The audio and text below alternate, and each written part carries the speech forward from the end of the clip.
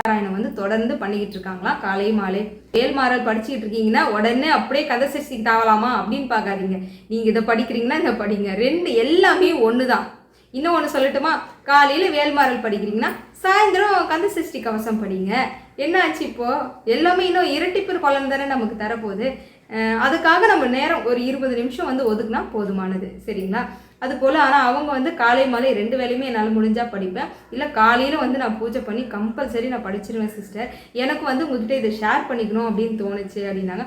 கண்டிப்பாக இது போல் மிராக்கல்ஸ் உங்களை லைஃப்பில் நடந்துகிட்ருக்கு அப்படின்னா கண்டிப்பாக நம்ம சேனலில் என்னோட நம்பர் உங்களுக்கு தெரியும்னு நினைக்கிறேன். தெரியல அப்படின்னா நம்ம நிறைய கொடுத்துருக்கேன், செக் பண்ணுங்கள். வந்து சேனல் அடுத்தடுத்து நம்ம ஒளிபரப்பு பண்ணிக்கிட்டே இருக்கலாம். அதுக்கு எப்படி காட்சி கொடுத்தாரு அப்படின்னா தீபம் ஏற்றிருக்காங்க. தீபத்தில் தான் வந்து அருமையாக காட்சி கொடுத்துருக்காரு. உங்களுக்கு பிக்சர் கூட காமிக்கிறேன் பாருங்க. முருகருடைய படம், அந்த படத்தில் அவரோட பொட்டை மட்டும் கொஞ்சம் கவனிங்களேன். அந்த சந்தன பொட்டு, முகத்துக்கே உரிதான அந்த பொட்டு, அந்த பொட்டின் வடிவில் அழகாக விளக்கில் வந்து காட்சி கொடுத்துருக்காரு.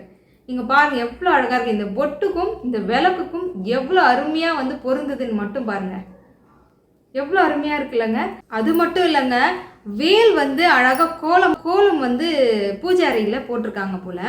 அந்த வேல் போலவே விளக்குல வந்து காட்சி கொடுத்துருக்காரு. எவ்வளோ அம்சமாக பொருந்ததுன்னு பாருங்க. ரொம்ப அழகாக இருந்தது.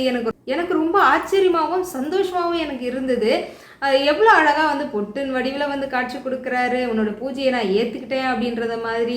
அதுக்கப்புறம் வேல் மாதிரி வந்து காட்சி கொடுக்குறாங்க. அது மட்டும் இல்லாமல் அவங்களுடைய கணவர் வந்து திருச்செந்தூர் போயிட்டு வந்திருக்காரு.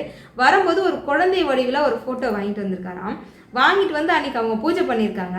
அந்த குழந்தை வச்சுக்கிட்டு இருக்க அந்த பொட்டின் வடிவிலேயே வந்து விளக்கில் காட்சி கொடுத்தா மாதிரி அந்த எவ்வளோ அழகாக பொருந்தது பாருங்கள். சூப்பராக இருக்குல்லங்க. இதெல்லாம் பார்க்கும்போது ரொம்ப சந்தோஷமாக இருக்குது. அதே சமயம் உள்ளுக்குள்ளே என்ன தோணுது எல்லாருக்கும்? கொஞ்சம் பொறாம வருதா?